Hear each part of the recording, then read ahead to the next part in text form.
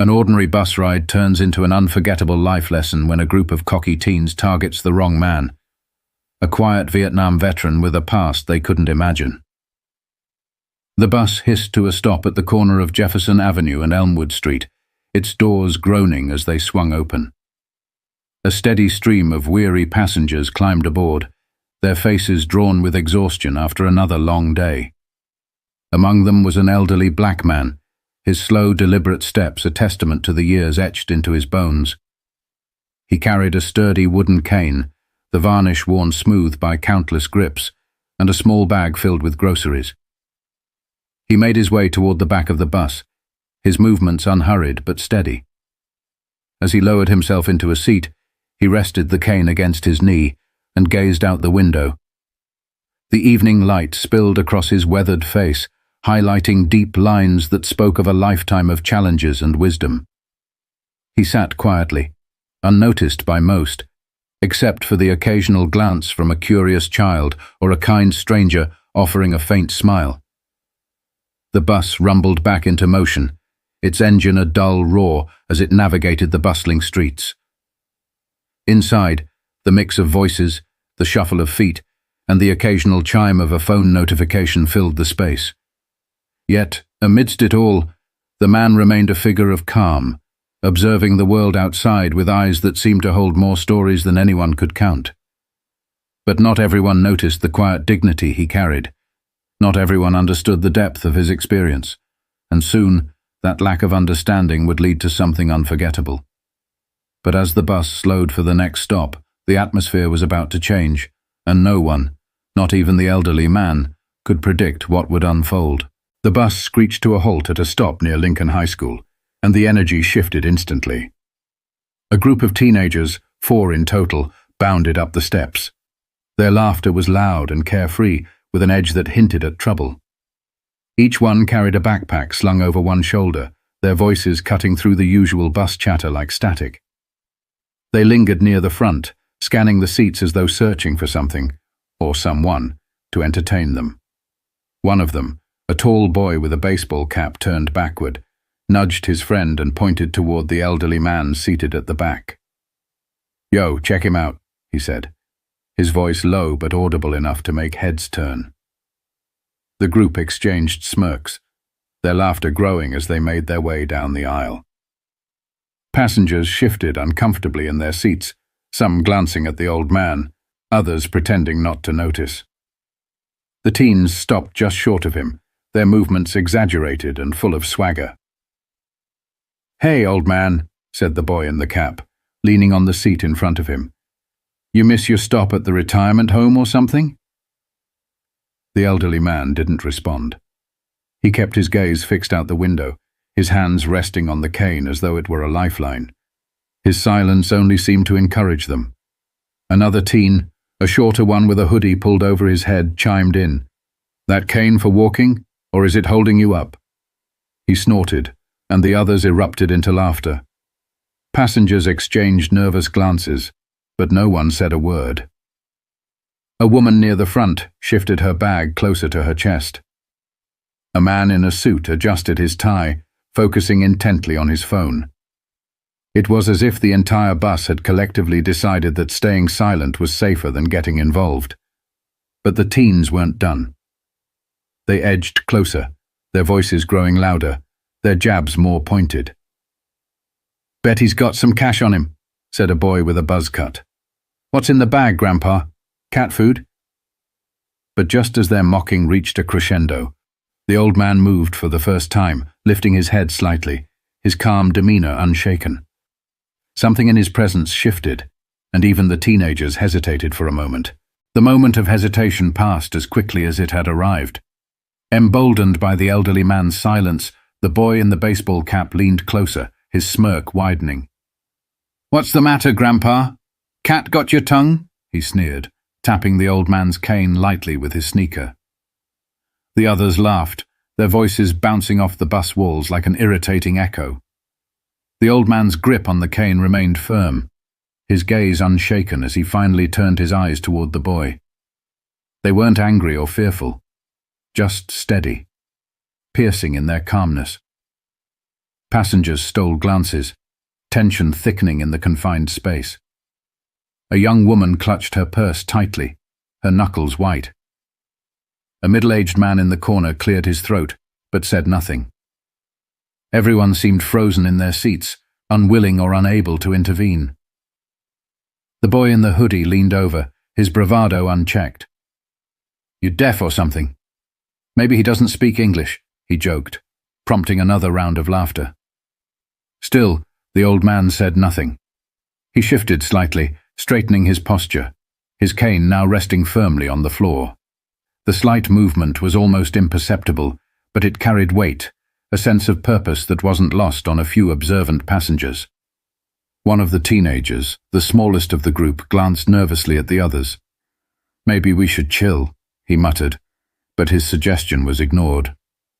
"You got a problem, old man?" the boy in the cap pressed, his voice tinged with mock irritation now. "We're just trying to have some fun. Lighten up." For the first time the elderly man spoke, his voice low but firm enough to cut through the noise. "Do you boys always find fun in bothering strangers?" The bus fell silent. Even the troublemakers were caught off guard by the question. It wasn't delivered with anger or sarcasm, but with an unexpected clarity that demanded an answer. "What's it to you?" the boy in the hoodie shot back, trying to regain control of the situation. The man tilted his head slightly, his eyes unwavering.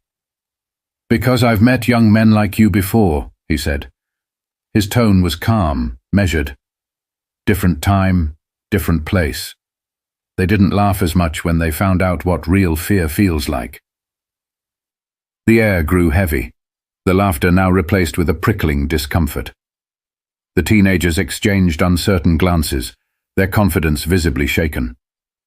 But just as it seemed the tide might turn, the boy in the cap scoffed, unwilling to back down. "What? You're going to scare us with your cane?" he said, his voice louder now, desperate to regain control. The challenge hung in the air, daring the old man to respond. The bus creaked as it turned a corner, the jolting movement causing the boy in the hoodie to grab a nearby rail for balance. The elderly man remained steady, his cane an anchor, as he finally raised his head fully to meet their stares. "You think this cane is what I lean on?" he asked, his voice calm but carrying an unmistakable weight. "No, boys. This cane is just wood. What holds me up is something far stronger." The boy in the cap scoffed again, but his laughter was hollow now, lacking the confidence it had before. "Yeah? What's that?" he challenged, though the quiver in his tone betrayed him. The old man took a deep breath, his gaze sweeping over the group. "When I was your age," he began, "I carried something much heavier than a cane. I carried a rifle through jungles half a world away. I was 19, barely older than you. Vietnam." The words seemed to echo in the enclosed space, silencing even the faint whispers among the passengers. The old man continued, his voice steady, yet layered with memories. "Back then, we didn't have time for jokes like yours. We had to grow up fast, too fast. Some of us didn't come home at all. And those who did." He paused, his fingers tightening momentarily on the cane. "We carried more than our gear back with us. We carried scars, some you can see, most you can't." The smallest of the group shifted uncomfortably, his gaze darting to the floor. Even the boy in the hoodie lowered his bravado, his face losing its smirk. "Let me tell you about fear," the old man said, leaning forward slightly. "It's not being mocked on a bus or standing in front of someone with a cane. It's hearing the snap of a twig behind you and not knowing if it's a soldier or a trap. It's watching your friend fall beside you, knowing you can't stop to help." His voice faltered slightly but regained its strength. "And you know what else I carried?" he added, locking eyes with the boy in the cap. "Discipline, respect, and the understanding that real strength isn't about tearing others down. It's about knowing when to stand tall and when to sit quietly." The passengers were transfixed. Some wiped their eyes, others stared out the window, pretending they weren't listening. But the tension in the air was palpable, heavier than before. The boy in the hoodie mumbled, "We didn't mean anything by it, man." His voice was barely audible, but the regret was clear.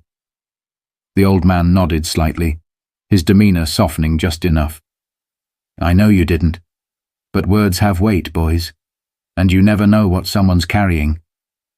But before the teenagers could respond, the bus slowed for another stop, and the old man leaned back in his seat, his cane resting once more against his knee.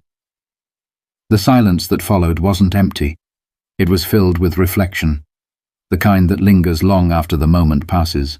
The bus doors wheezed open at the next stop, but no one got off. The teenagers stood awkwardly in the aisle, their earlier bravado now replaced with visible discomfort. The passengers, once silent bystanders, began to steal glances at the old man, their expressions a mix of admiration and guilt. The boy in the cap, who had led the taunting, looked down at his sneakers. He shifted uncomfortably, his earlier confidence now a distant memory. "Look, we were just messing around," he said, his voice subdued, almost apologetic. The elderly man's gaze softened, though his posture remained steady. "Messing around can get you into trouble," he said quietly. "Sometimes trouble you can't get out of. I've seen it happen too many times." The boy in the hoodie spoke next, his voice trembling slightly. Did you lose people out there?" The old man nodded slowly, his eyes distant. "More than I care to count," he replied. "Good men, brave men. And not just in the war. Some came back but couldn't leave the fight behind. You'd be surprised how fragile strength can be when it's tested the wrong way." The words hung in the air, heavy and unshakable. Even the smallest of the group, who had said little, finally found his voice. "We didn't mean to disrespect you," he said, barely above a whisper. The old man gave a small nod, the lines on his face softening slightly. "Disrespect isn't in words alone," he said. "It's in how you carry yourself. Remember that." For a moment, the bus seemed suspended in time, every passenger holding their breath as the scene unfolded. Then, a woman seated near the front spoke up, her voice firm yet kind. "You boys should be grateful. You just got a lesson that most people never hear." Her words seemed to break the spell. The teenagers looked around, seeing the nods of agreement from the other passengers. They shuffled toward the front of the bus, muttering quiet apologies to the man as they passed. At the next stop, the group exited, their laughter and bravado left behind. As the doors closed, the old man leaned back in his seat, his eyes once again fixed on the world outside the window. The silence in the bus wasn't uncomfortable anymore. It was reflective, almost reverent. The passengers began to murmur among themselves, some sharing their own stories of family members who had served, others simply expressing their admiration for the man who had faced the boys with such quiet strength.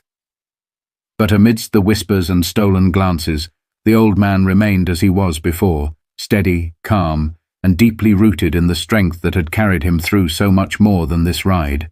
As the bus neared its final stops, the atmosphere had transformed. Where there had once been tension and avoidance, there was now a collective sense of reflection. Passengers looked at the elderly man differently, not just as someone who had endured hardships, but as a quiet force of wisdom and resilience. A young woman sitting across from him finally broke the silence. "Thank you for what you did, for what you've been through," she said softly. Her voice carried the gratitude of those too shy to speak. The old man gave a small nod, his expression kind but restrained. "I did what I had to," he replied. "That's all any of us can do. But what matters is what you do now, with the life you have, with the chances you're given." The words seemed to settle over the bus like a blanket, drawing everyone into their quiet gravity. The young woman smiled faintly, then turned back to look out the window. As the bus slowed at the corner of Ashland Avenue, the elderly man rose from his seat, his cane steadying his frame. A few passengers moved instinctively to make room for him. He paused before stepping off, his gaze sweeping over the faces around him. "Be kind to each other," he said simply, his voice carrying a gentle authority. "You never know the battles someone's fighting." With that, he stepped onto the sidewalk, the bus doors closing behind him. The passengers sat in silence for a moment before the engine hummed back to life and the bus pulled away.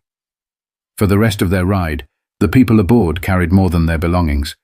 They carried a story, a reminder of the strength found in humility and the importance of respect. And maybe, just maybe, the teenagers walking home from the bus stop would carry that lesson too, letting it shape how they approach the world. This story is a testament to the power of quiet dignity and the importance of respect in a world that often forgets its value. If this message resonates with you, share it with others. Let's work toward building a world where kindness and understanding are the norms, not exceptions. Don't forget to subscribe for more stories that inspire, challenge, and remind us of what